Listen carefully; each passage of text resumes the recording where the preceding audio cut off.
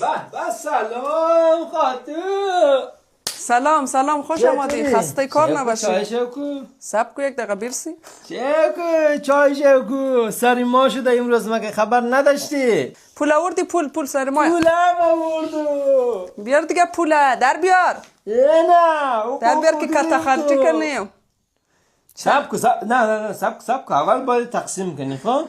خب 1 2 3 4 5 6 7 8 9 10. خب مرا ایره این کرای خانه. الو امروز ببرم کرای خانه رو حساب کنم. برو حساب کن. برو. یعنی صدم از پول برق. آره ساعتی رو. آره یه از این برق. خب این پول. آره یعنی از وای فای. خب بگو دیگهش که ما اینا رو کارت کنیم. دیگه از چیز خیلی بود. یعنی از مدی کودک قضای دختر ما. خب این هم که از مهد کودک شد دیگه. اوی چند یعنی هم از بانک.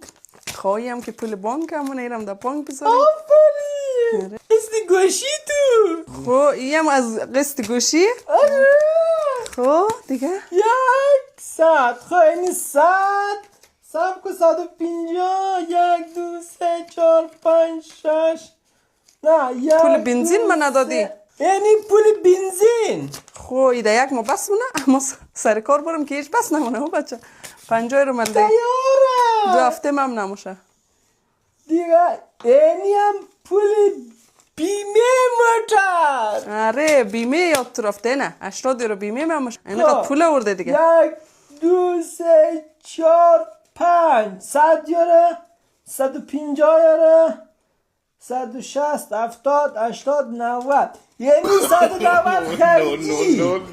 اینو چی کنم میگه هیچی هم نموشه میپس طلب شده میگه خیلی چی پدرت مخنه دیگه نر سر کار